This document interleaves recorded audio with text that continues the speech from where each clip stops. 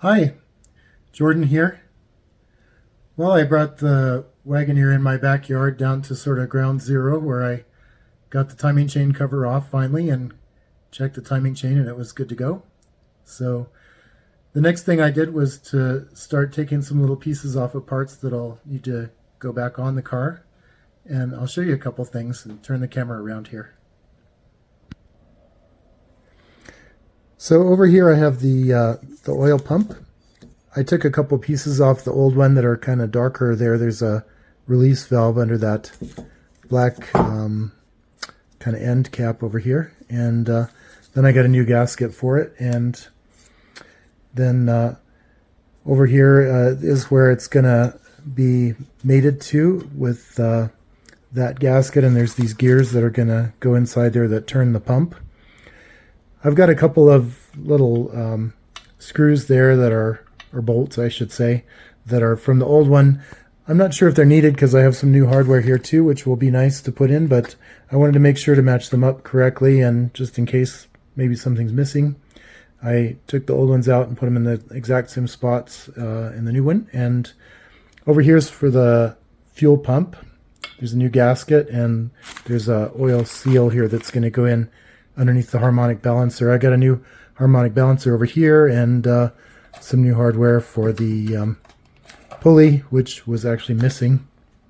And so pretty much what's up next, I guess, is to start putting these things in.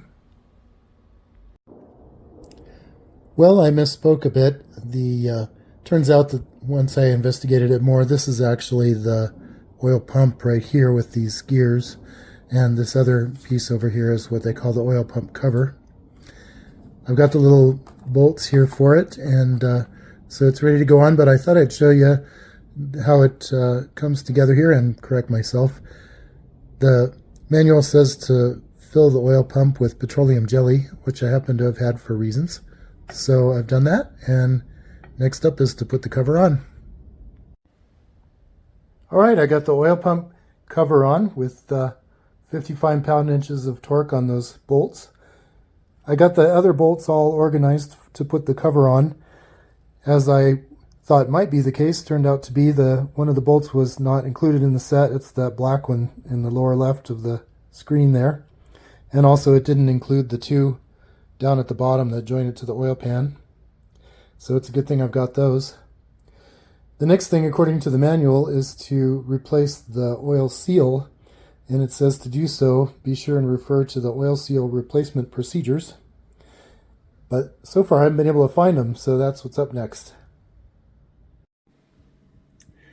Well, I found the spot in the manual that describes replacing that, and it's a bit unclear to me. It says install the replacement seal with installation tool J-26562 and then apply a light coating of engine oil to it.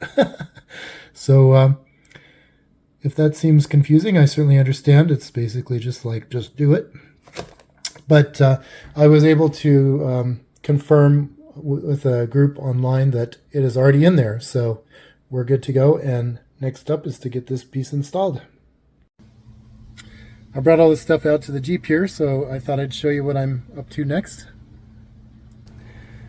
I got some red and tacky engine grease that I put onto the timing chain and gears, and that's described in the manual as good to do, and also the guy at the auto parts store said yep, he agreed that was good to do. And then there are supposed to be two dowels there to help align the cover, but unfortunately they're gone, so I've got a couple little things to stick in there to help it all get aligned. And then I've got the timing chain cover I'm going to be putting on using the sealant that's sitting there on the air cleaner, and I'll be tightening it all down with my torque wrench to get everything in the correct tension, and I'll check with you later.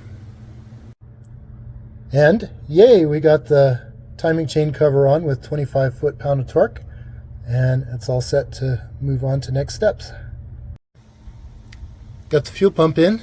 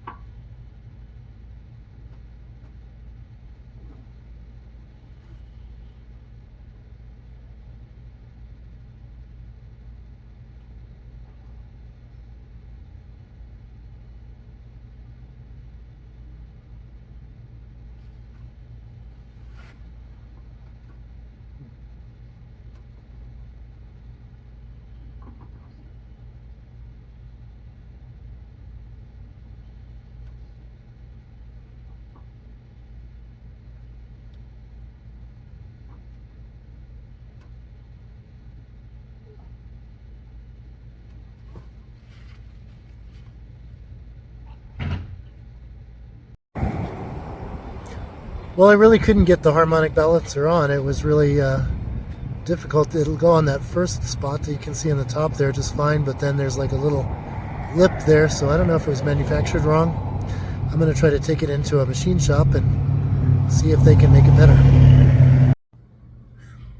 I took that harmonic balancer into a machine shop, and unfortunately they couldn't work with it, but they gave me the name of another shop here in town that they said would do a great job, so I took it into him, and that's where it is right now. Then I looked into seeing if I could work on the distributor, but unfortunately I have to have the harmonic balancer in place to get it aligned correctly. I maybe could put the water pump on, but that would be kind of in the way of the other things, so I think I'm going to hold off on that. In the meantime, I thought maybe I'd work on putting on a door panel that I had taken off, so I'll show you what that is. Here's the door. I had taken off the panel to look for some parts for the red Jeep, and I'm going to work on getting that panel on next. And voila! A day later. It took me forever to find the little clips to put it on, but I'm going to show you how I got the panel on. There you go. Looks quite a bit better, don't you think?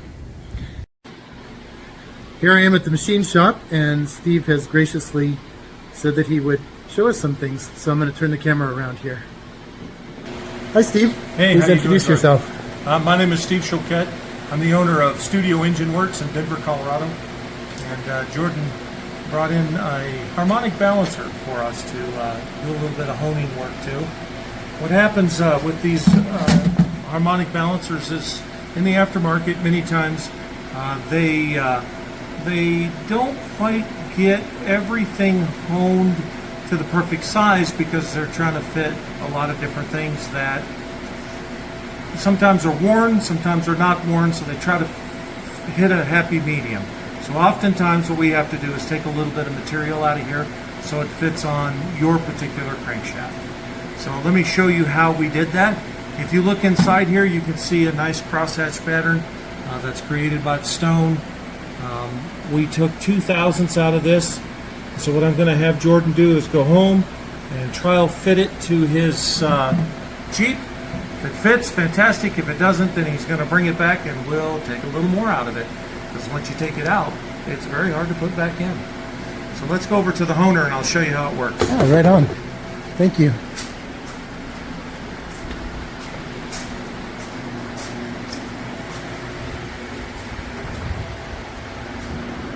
So we're going to use the example of your old one because we don't care what happens to it. This is a Sun and rod honing machine, but it's a very versatile tool. It's used for many different things to be able to hone a round hole. It'll hold 10/1000ths of an inch, so it's very accurate. It does a very nice job. So we just turn it on. You'll see some honing oil. We'll start to flood the stone area. And then we'll put the balancer on here and adjust this down just a hair. Okay. So we put the, we're going to hone the inside diameter. So we put that over the mandrel. Then we adjust the stone. You'll see the stone coming out until it's tight. And I back it off to where I can have a little bit of play, maybe a little more. I have a pedal down here below me that'll start it turning, but also advances the stone ever so slightly so that I can adjust how much pressure that I'm putting on the material, which determines how much material I take out at a time. So let me show you how it works. So we carefully get it started because it wants to take it and run it out of my hand. So many times when we're doing something that's round, we'll grab it with something like this so that we're not hurting ourselves.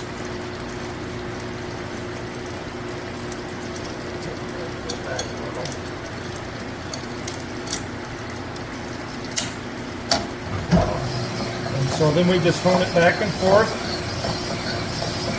And if we want to advance the stone a little bit, stop, give this a crank. It elevates the stone, and then we return to honing.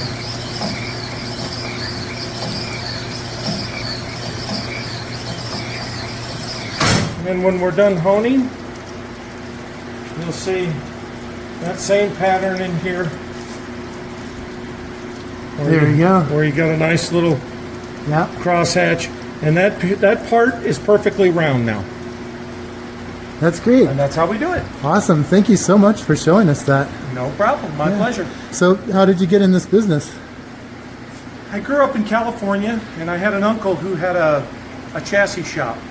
He built dragster chassis, everything from Comp Eliminator to Top Alcohol, and even a couple of Top Fuel cars.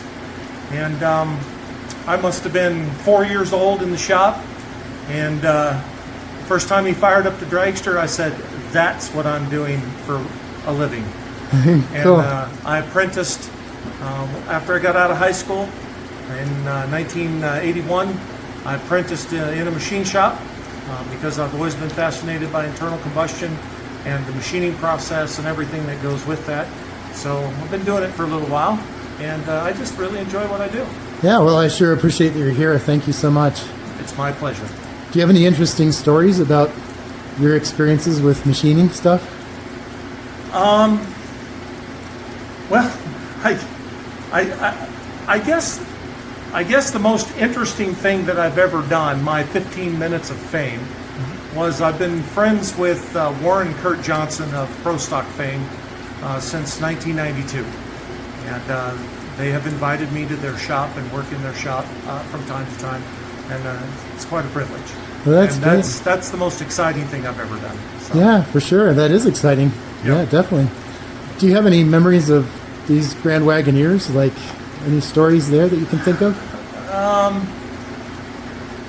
The Grand Wagoneers I've made a lot of money on them. What can I say? and the main reason I can imagine that. The main reason is not because they're not a good product, but people keep them forever, and they never want to get rid of them because they fall in love with them, much like yourself, what you've described to me.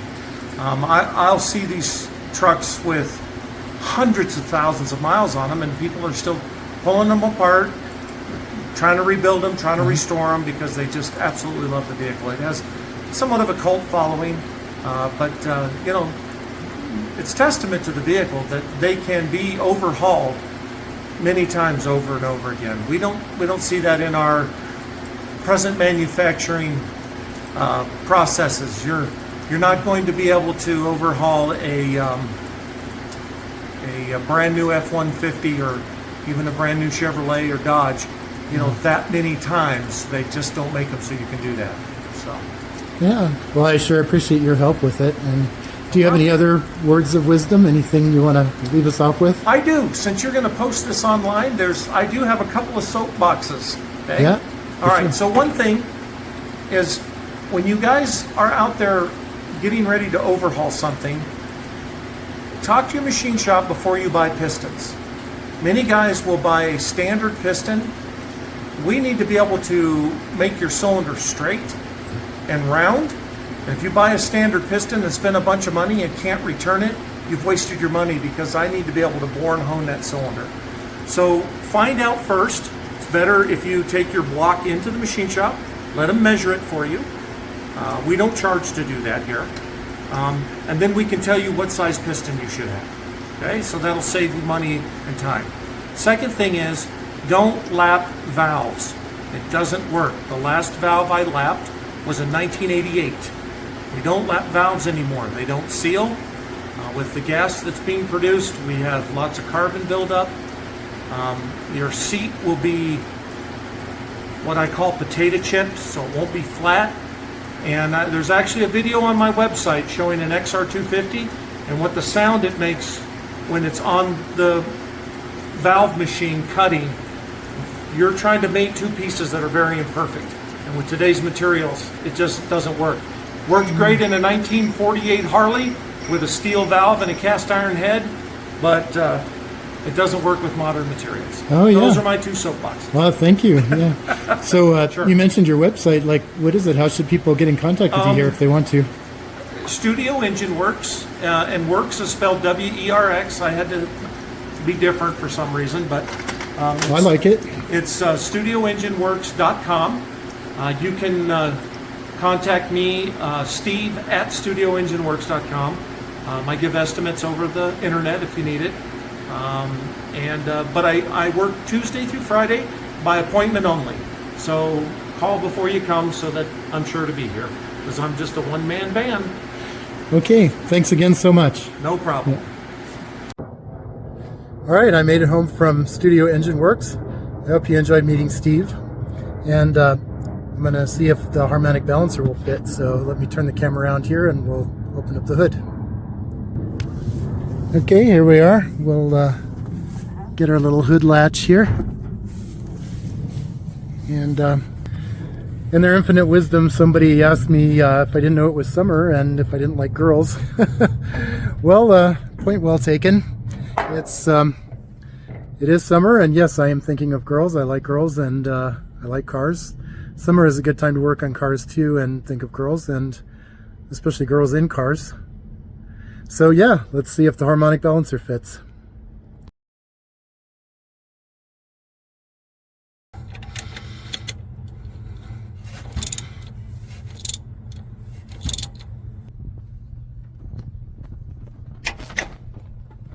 Yay, I got the harmonic balancer put on with 90 foot-pounds of torque, and so that's good to go. Next up is to get the distributor aligned properly and put in, and I think this is a good stopping point for this video, so thanks for watching, and I hope to see you in the next one.